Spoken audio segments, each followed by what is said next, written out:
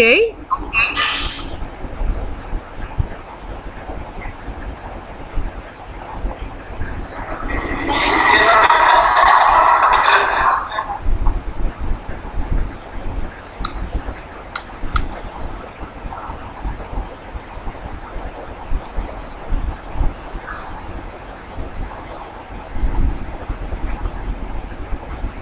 Uh-oh. Just 1 minute. What's happening?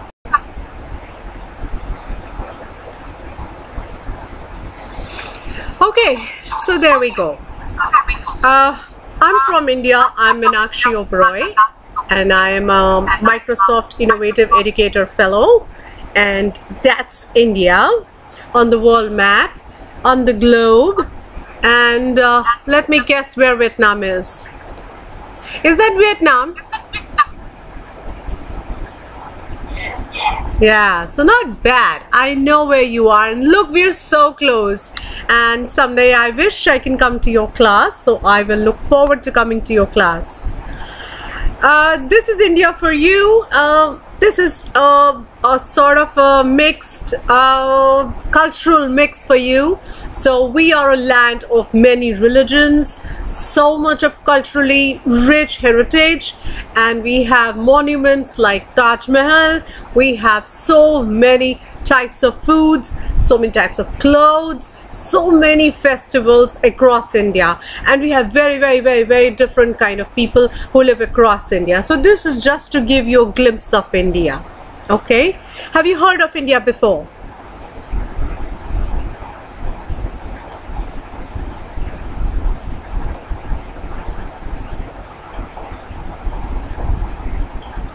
Okay, I hope you can hear me. I'm going to carry on because it's time to talk about it.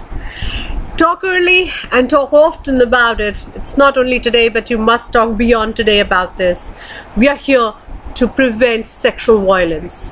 Thank you, Nam, and thank you, Wen, for bringing this very sensitive topic to the forefront to talk about it. This is a very harsh fact, but 1 in 10 children will be sexually abused before the age of 18. Extremely sad. And 1 in 7 incidents of child sexual abuse are perpetrated by juveniles occur on school days. Well, yes, here you're so protected, you're being taken care of by your teachers, by caretakers, yet 1 in 7 incident will happen during school days, not school premises, but school days. Use of alcohol or drugs at an early age can be a sign of trauma, such as child sexual abuse. This is how you recognize it. But only 4 to 8% of sexual abuse reported are fabricated. Rest all are true, which is again a harsh reality. There are 42 million survivors of sexual abuse in US. That is 42 million, and that's really too many. Therefore, we are here to talk about it. Let's talk about how can we prevent it, how can we save ourselves, and how can we save others out of it. I talk it a 5-step rule. I say learn the facts. What we've been talking about, why I have given those introductory slides to you is because you need to learn about the facts. Step 2, minimize the opportunity. Step 3, talk about it. Step 4, recognize the signs. Step 5, react responsibly. I would say and lay most emphasis on the step 5 because I know moment you come to know about it, you're yourself under shock and you yourself don't know how to handle it. Therefore, we need to act responsibly at that time. Let's go slow. Learn the facts.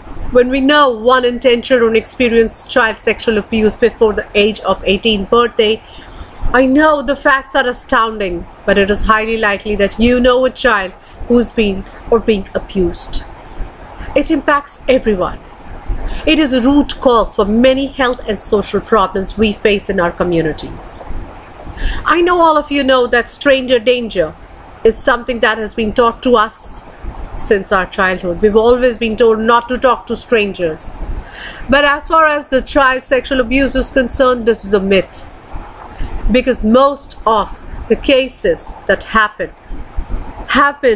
from our inner circle of friends and family. Most of the reported cases, you will find that the people who have been abusing children are within your family or your friends circle.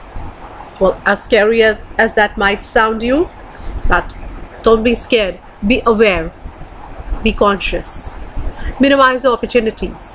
More than 80% of sexual abuse cases occur in isolated or one-on-one situations. At all costs, avoid one-on-one situations with anyone. Create a lobby where policies can be created. Let's say you've gone for a school visit and you need to walk up to the toilets alone or the washroom alone. Don't go alone. Have a policy built around it. Have another responsible child going with you, or have an adult accompany you. Talk about it. Have an open conversation with children about our bodies, about our boundaries. One of the best protections in our relationship with children is talking about sexual abuse. Understand why children are afraid to tell. Why would you not tell? Do you remember the days when you got hurt while playing and you don't want to tell mama about it because she's going to get upset because you fell and you got a bruised knee and now you're going to walk and limp? But this is something very similar. If you're bruised, you don't want to tell anyone about it. But I think we as adults need to create, and we as friends need to create a circle of friends where we can talk openly about things. We can trust each other. Recognize the signs, know the signs, how to protect that child further from any kind of damage. Trauma is often the root of what we label as difficult or bad behavior. Sometimes you see stubborn and bad behavior amongst children. Try and reach the root cause. Try to see where it's coming from. Amongst friends, there is certain resistance. I don't want to talk. I don't want you to come near me. Just go away. So that's something that we hear often. But when you hear, those are the signs for you to pick up from other children, because they might have been abused some which way, maybe not sexually, but psychologically, physically, or mentally. But react responsibly. Like I said in the beginning, this is the most difficult part, because you are yourself learning to handle the fact that has happened or the incident that has come to your notice. So you need to first calm yourself down, do not overreact, and offer support. Report it to a counselor, to the law authorities. People need to know about it. It is an adult's responsibility to protect children from all forms of abuse, but it is equally your responsibility as a child to protect yourself and your friends and prevent this at any cost. I have a simple rule for it. I like to teach my children about personal space. If you're in my innermost circle, I would say step back, or I will go all Tarantino on you, which means I'm going to go yell at you to scare you away. If you are coming close to me, I would say, nope, this is too close. Please step back.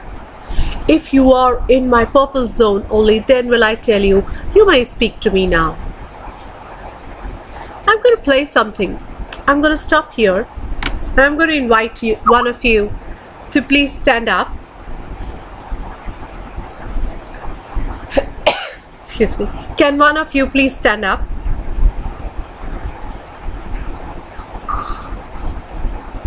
Can one of you please stand? Just one of you. Thank you.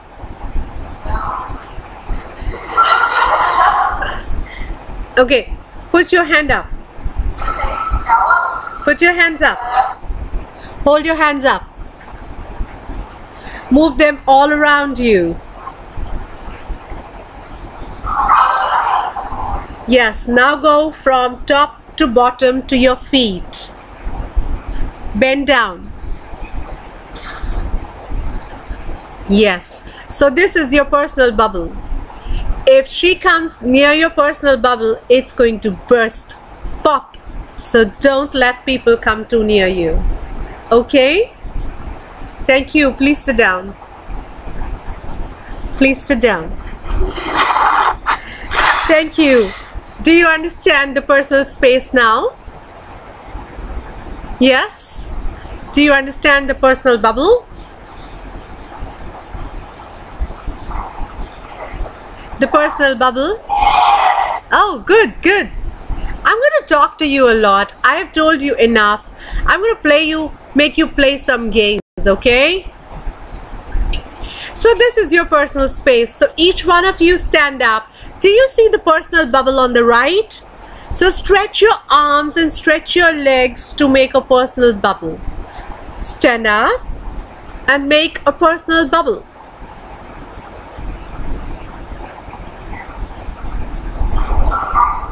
All of you, stand up, stand up. Yes, please stand up. Stretch your arms.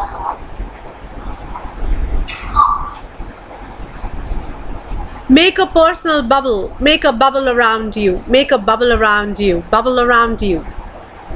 A bubble around you. Circle around you. Like this.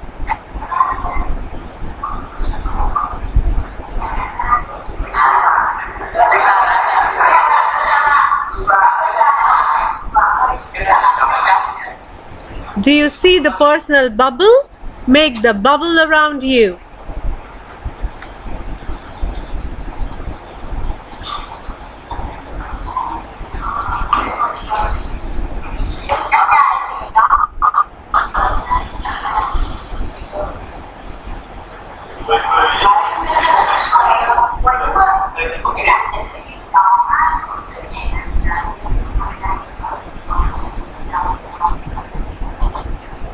Very good. Now this is your personal space. If someone in your life comes closer than this, you need to tell them to move away. Okay? Okay. Great. Great. So, sit down. It's okay. You can come back.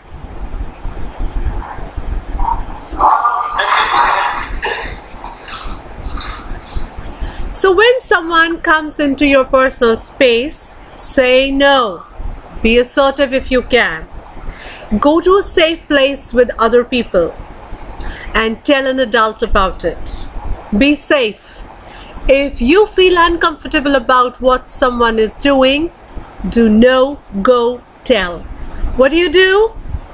No, go, and tell. Okay? There are many alerts in life. We must understand touch alert, see alert, alone alert, talk alert, and hold alert. These are the adults. Don't let these things happen. I'm going to share with your teacher names of 2 books which I use with my children. These are very good books to read. I'm going to share these with Van so that she can read them to you. Do you know the song, If You're Happy and You Know It, Clap Your Hands?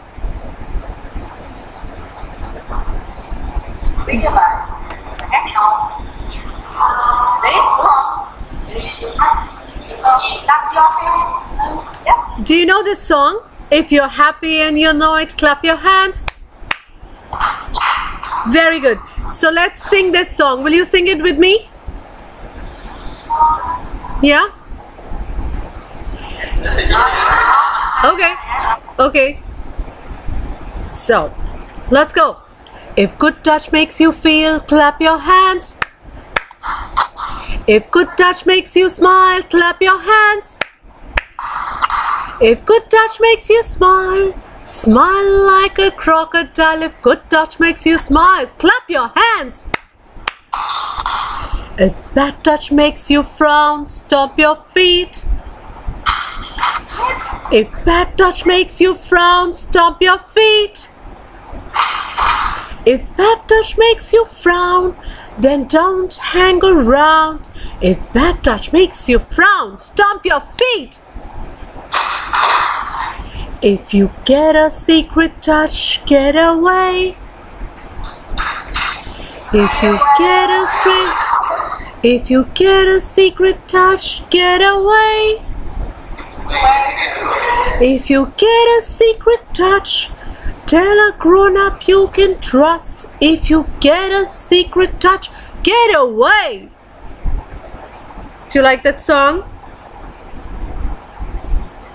This is a song I would say you should repeat at least once a week to remind yourself what's a good touch and what's not a good touch. I do that with my children. At least once a week we sing this song.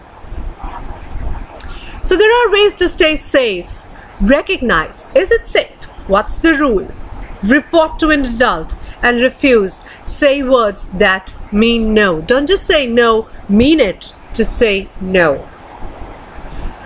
Thank you so very much. I loved interacting with you. I just am so very lucky to meet you today in your classroom. And I really wish you have learned something new. The session is now open to questions. Any questions that you would like to ask?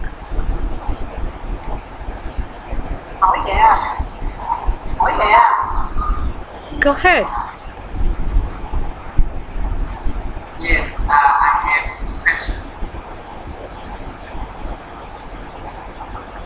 I know the girls abuse sexual husband. How about boys? Oh yes.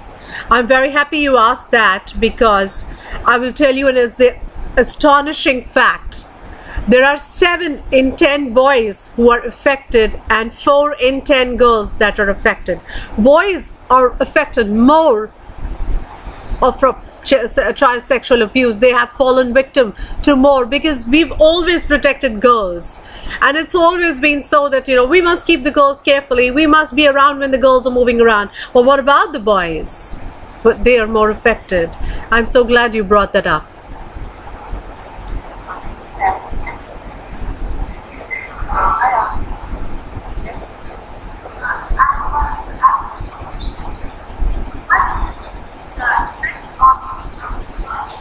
Can you repeat? Come closer to the mic and repeat, please.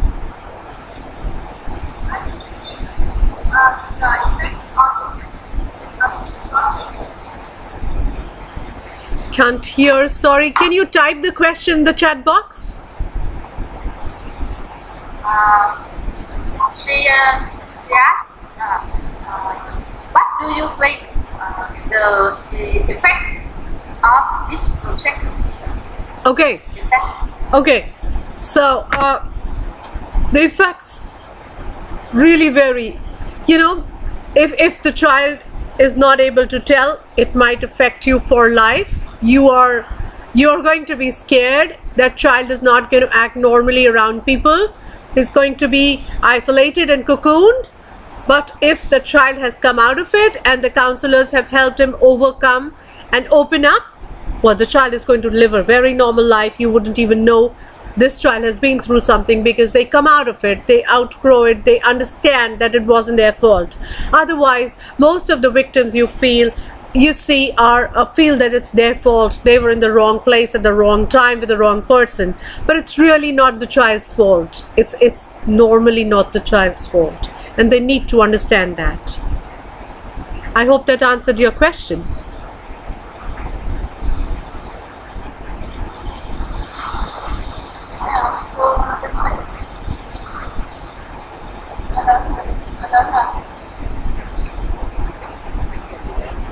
Hello? Yes.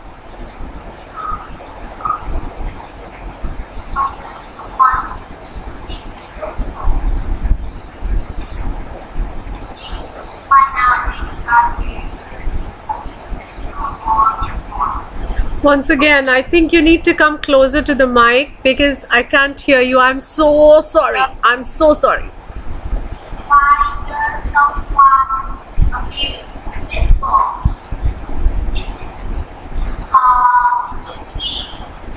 Why nowadays are there children abused more and more? Okay, so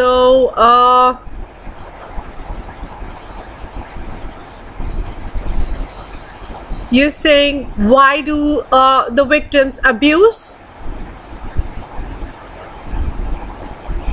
Yes, okay.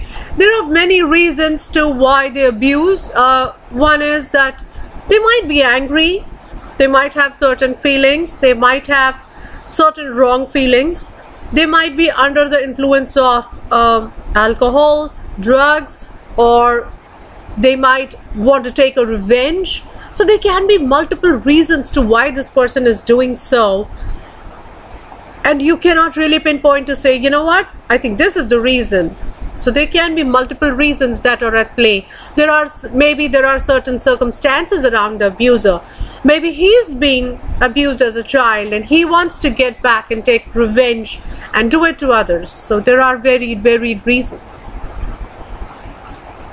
Did I answer your question?